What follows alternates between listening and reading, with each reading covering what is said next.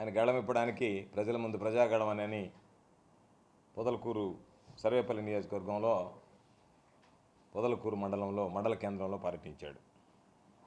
సరే, భారీ బహిరంగ సభ అన్నారు.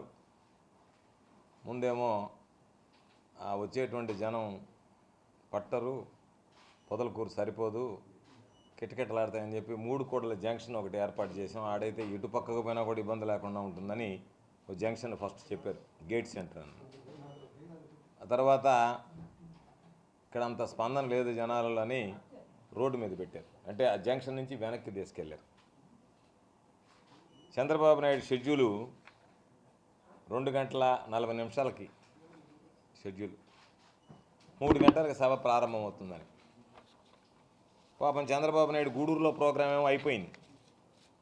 దాదాపుగా 1:30 గంట హెలికాప్టర్ ఎక్కకుండా అక్కడ ఎదురుచూపులు చూశాడు. జనం రాలేదు.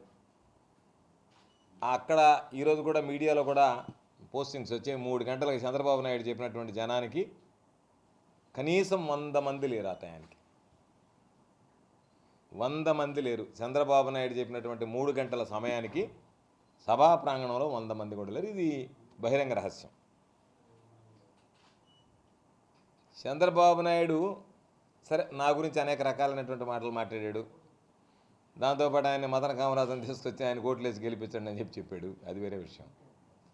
నేను చెప్పేది చంద్రబాబు నాయుడికి పొదలకూరు మండల కేంద్రంలో గరిష్టంగా వచ్చినటువంటి జనం 1500 మంది లిబరల్గా వేసుకుంటే. రాష్ట్రానికి ముఖ్యమంత్రిగా ఉండేటువంటి వాడు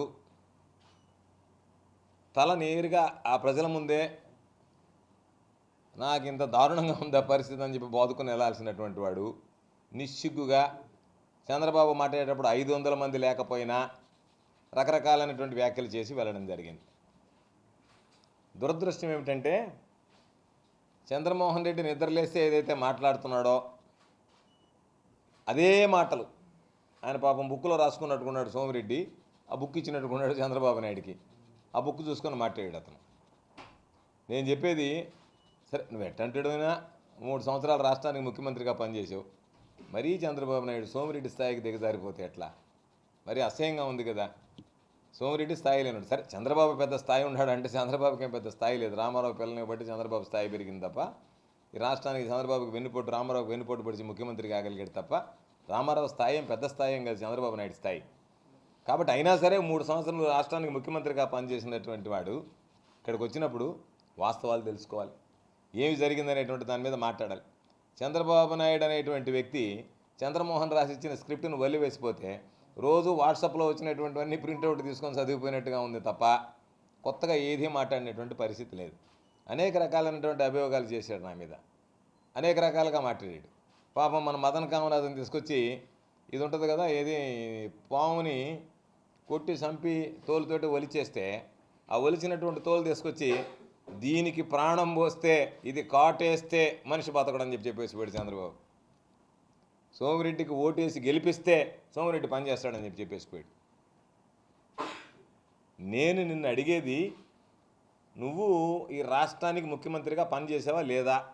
నీకు మర్చిపోయావా? నన్ను ఏమైనా గుర్తు చేయమంటావా నువ్వు ముఖ్యమంత్రిగా పనిచేసావని?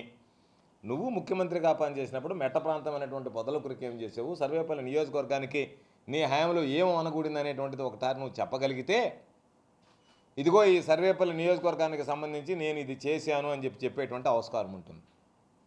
జగన్మోహన్ రెడ్డి గారిని, నన్ను, మమ్మల్ని ఇద్దరిని దూషించిపోవడం తప్ప నువ్వు నిన్న వచ్చినటువంటి నీ ప్రజాగళం అనేటువంటి దానిలో ఎన్నికలకు ముందు నువ్వు ఏ రకమైనటువంటి భరోసాను ఇవ్వగలిగావు? ఇదిగో ఇది నేను చేశాను ఈ ప్రాంతానికి అని చెప్పి చెప్పుకోగలిగావా? లేదు ఈ వనరులు నేను తీసుకొస్తానని చెప్పి భరోసా ఇవ్వగలిగావా? లేదే. ఏది ఒక్కటి కూడా మాట్లాడేది, ప్రతి ఒక్కదాన్ని పాసింగ్ రిమార్క్స్ లాగా నువ్వు ప్రతి ఒక్కటి క్రిటిసైజ్ చేసుకుంటా పోవడం. నోరు తెరిస్తే కాకపోతే ఏంటంటే పొదలకూరులో నీ నోటుకుండా వచ్చినటువంటి ఆ కంపు కాలుష్యం తప్ప పొదలకూరు ప్రజలకి ఇంకొకటి లేదు కదా. సోమిరెడ్డి కంపుతో బాధపడతా ఉన్నారు, ఇప్పుడు నీ కంపు యాడ్ అయింది. మీరు ఒక ఇతిమిద్దమైనటువంటి విషయాలు తీసుకొని ఇదిగో ఈ విషయం ఉందేనండి, నువ్వు నా మీద కొన్ని అభియోగాలు చేసావు. నేను చంద్రబాబు నాయుడికి ఛాలెంజ్ విసురుతున్నా. నీకు దమ్ము ధైర్యం ఉంటే, నువ్వు నిజంగా నిజాయితీపరుడు అయితే, నువ్వు నిజంగా నీతిమంతుడివే అయితే, నువ్వు నా మీద పెట్టినటువంటి అభియోగాల మీద నేను హైకోర్టులో పిల్లేస్తాను, నేనే వేసుకుంటాను. అయ్యా నా మీద అభియోగాలు వచ్చాయి, సిబిఐ చేత విచారణ చేయించండి అని చెప్పి, క్వాటి చౌకాల మీద, ఇసుక మీద, నువ్వు ఇచ్చినటువంటి వాటి అన్నిటి మీద నీకు ధైర్యం ఉంటే ఈ ఎన్నికలు అయ్యే లోపల ఎస్ నేను నీతిమంతుడిని, నిజాయితీపరుడిని, నా మీద వచ్చినటువంటి అభియోగాల మీద, నా మీద వచ్చినటువంటి ఆరోపణల మీద నేను విచారణకు సిద్ధంగా ఉన్నానని చెప్పి నీకు ధైర్యం ఉంటే నువ్వు సిబిఐ ముందు విచారణ కోరగలవా? వెళ్దాం హైకోర్టులో, నేను అఫిడవిట్ ఫైల్ చేస్తా, అయ్యా నా మీద అభియోగాలు వచ్చాయి, విచారణ జరిపించండి, కోర్టు ద్వారా ఆర్డర్ ఇవ్వండి. ఒకవేళ ఎందుకంటే ఈరోజు ప్రభుత్వం లేదు కాబట్టి, అపధర్మ ప్రభుత్వం కొనసాగుతుంది కాబట్టి నేను సిబిఐకి లెటర్ రాస్తాను, నువ్వు సిబిఐకి లెటర్ రాస్తే ఇద్దరం కలిసి లెటర్లు రాద్దాం, మన మీద విచారణ జరిపించుకుందాం, ఏమి ఇబ్బంది లేదు. నీకు ఆ ధైర్యం ఉందా? ఆ దానికి సమాధానం చెప్పి నువ్వు ప్రజల్లో తిరిగి. నీకు 2 ఛాలెంజ్లు విసిరా. ఒకటి, సిబిఐ మీద నా మీద విచారణ జరిపినప్పుడే నేను ధైర్యంగా కోర్టుకు వెళ్ళి నా మీద సిబిఐ విచారణ వస్తే జరపమని చెప్పాను, ఆహ్వానించాను. నీ మీద ఉన్నటువంటి అభియోగాలకు నువ్వు స్టే తెచ్చుకున్నావు, ఆ స్టేని పక్కకు తొడిగించి నేను విచారణకు సిద్ధమని చెప్పి నువ్వు కోర్టుకు చెప్పు అంటే నువ్వు చెప్పలేకపోయావు. ఈరోజు నీ మీద అనేక రకాలైనటువంటి అభియోగాలు ఉన్నాయి, పాతవి కొత్తవి. ఇన్నర్ రింగ్ రోడ్ దగ్గర నుంచి, ఇన్సైడర్ ట్రేడింగ్ దగ్గర నుంచి, నీ దగ్గర ఉన్నటువంటి స్కిల్ డెవలప్మెంట్ స్కామ్ దగ్గర నుంచి, వీటన్నిటి మీద నువ్వు విచారణకు సిద్ధమనేటువంటి చెప్తే ప్రజలకు స్పష్టత వస్తుంది. ఎస్ చంద్రబాబు నాయుడు నీతిమంతుడా, గోవర్ధన్ రెడ్డి నీతిమంతుడా అనేటువంటి దాని మీద ఒక స్పష్టత వచ్చేటువంటి అవకాశం ఉంది. ఏమీ లేకుండా Kolar gold field 1, gold field 2, gold field 3 కావాలంటే సర్వేపల్లికి రావాలంటే సర్వేపల్లికి రా.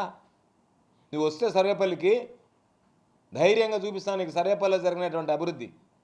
కేజీఎఫ్ కాదు సర్వేపల్లిలో చూడాల్సింది నువ్వు చంద్రబాబు. సర్వేపల్లి జరిగినటువంటి అభివృద్ధి సిగ్గుతో తలదించుకొని చచ్చిపోతావు నువ్వు సర్వేపల్లికి అని తిరిగామంటే. అయ్యో నేను చేయలేకపోయానే నేను, అదేవిధంగా నేను కుప్పంలో చేయలేకపోయినా బాధపడతావు. నువ్వు సర్వేపల్లిని చూస్తే అన్నం తినడానికి కూడా ఇష్టపడదు, అన్నం కూడా తినడానికి ఇష్టపడదు నీకు. అయ్యో నేను ఇంత ద్రోహం చేశానా కుప్పం నియోజకవర్గంలో ఇన్నిసార్లు ఓట్లు వేసుకున్నటువంటి నా ప్రజలకి అని చెప్పి సిగ్గుతో చచ్చిపోతావు నువ్వు. ఆ విధంగా డెవలప్ చేశాను నేను సర్వేపల్లి నియోజకవర్గానికి సంబంధించి.